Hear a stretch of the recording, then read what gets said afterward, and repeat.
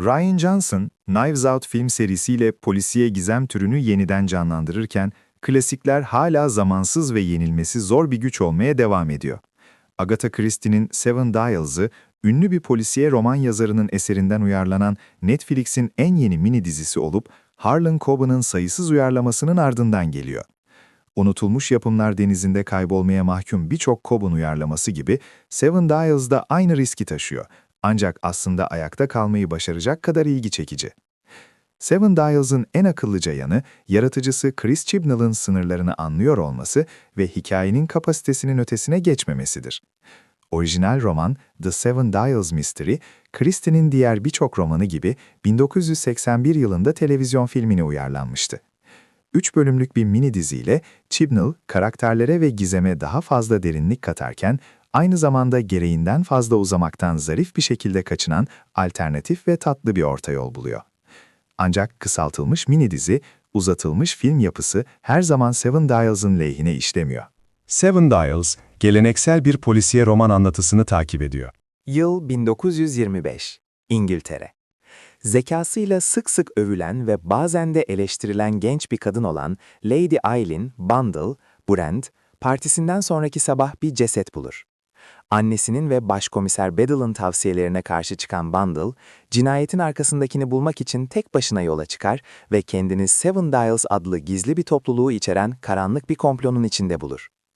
Gerçeğe doğru ilerlerken Bundle'a birçok karakter yardım ediyor.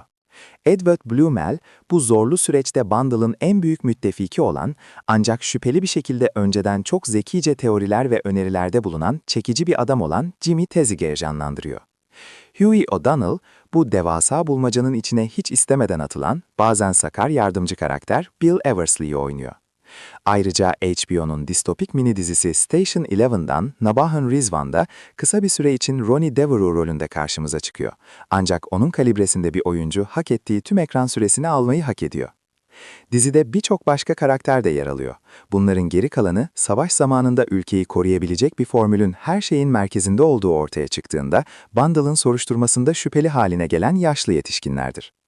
Chibnall'ın, kitapta babası olan Bundle'ın ebeveyn figürünü dizide Carter'ın canlandırdığı Lady Caterham ile cinsiyet değiştirmesinin nedenini ilk bölümde hemen anlamak mümkün oluyor. Bundle'ın annesinin dahil edilmesi, yayınlandığında ağır eleştiriler alan orijinal hikayenin başaramadığı daha belirgin bir kadın enerjisi katıyor. Bundle'ın Lady Caterham ve Bedell ile olan dinamikleri bir gizem öyküsünün getirdiği güçlü itme-çekme ruhunu yansıtıyor.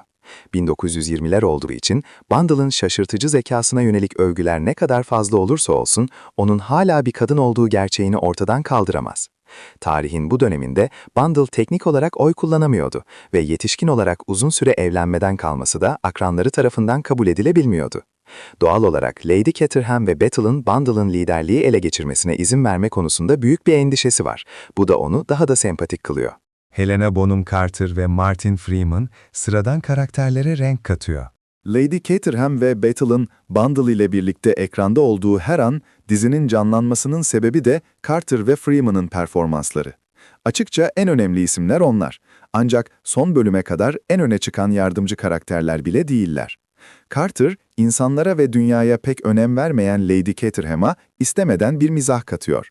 Hoşlanmadığı şeyleri duygusal olarak derinlemesine anlama şansı verildiğinde, Carter hem hüzünlü hem de ürkütücü bir performans sergiliyor. Freeman'a gelince, Daniel Craig'in Benoit Blanc'ına benzer bir performans sergiliyor. Dizinin en iyi sahneleri, yoğun bir şekilde keşif modundayken, çok fazla insan akışını bozduğunda veya Bundle onu zekasıyla alt ettiğinde telaşa kapıldığı anlardır. Orijinal hikaye farklı olsaydı, bu diziyi tek başına kolayca yönetebilirdi. Ancak belki de bu Knives Out'un alanına çok fazla yaklaşmak anlamına gelirdi. Geri kalan yardımcı oyuncular da hikayeyi yükseltmek için pek bir şey yapmıyor veya sahip değiller. Bunun bir kısmı, herkesin iyi bir şekilde farklılaştırılmamış, zengin beyaz karakterlerden oluşan bir karmaşaya dönüşmesinden kaynaklanıyor. Bir yandan, hikayenin zaman dilimi ve karakterlerin sosyal sınıfları, tarihsel doğruluk gerekçesiyle yoğun çeşitlilik eksikliğini haklı çıkarabilir. Öte yandan, az sayıdaki renkli karaktere acı verici bir haksızlık yapılıyor. Ya öldürülüyorlar, ya kötü adam oluyorlar ya da toplum içinde tartışmalı bir figür haline geliyorlar. Doğrusunu söylemek gerekirse, Seven Dials, önemli formülün mucidi Dr. Cyril Matip ile hikayede daha önce bulunmayan ırksal bir bilinç katmanı ekliyor. Bir akşam yemeğinde tek siyahi adam olarak Dr. Matip'e geçmişi, özellikle de Birinci Dünya Savaşı'nda Almanya ile olan bağlantıları hakkında sorular soruluyor. Seven Dials, bu konuya sadece yüzeysel olarak değinmek yerine 1900'lerin başında Kuzey Afrikalıların mücadeleleri hakkında derinden etkileyici bir sahne yaratmak için bunu bir fırsat olarak kullanıyor. Seven Dials, Agatha Christie'nin romanındaki hataları tekrarlıyor. Açıkçası Seven Dials'ın birçok hataları, Christie'nin 1929'daki orijinal romanının da eleştirildiği hatalarla aynı. Yakın arkadaşlarının ve potansiyel romantik partnerlerinin ani kayıplarına rağmen Bundle ve diğer arkadaşları oldukça neşeli. Bir sonraki ipucunu bulmak ve şüphelilerin yakın çevrelerine casus gibi sızmak konusunda son derece keyifli bir şekilde etrafta dolaşıyorlar. Yas tutmama durumu, Bundle'ın bunu amatör dedektiflik becerilerini sergilemek için heyecan verici bir fırsat olarak gördüğü ve sevdiklerinin ölümlerini kurnaz bir komplonun parçası olarak romantize ettiği fikrini ima ediyor. Belki de bunun sebebi dizinin sadece 3 bölümden oluşmasıdır. Gerçekten yas tutmak için yeterli zaman yok.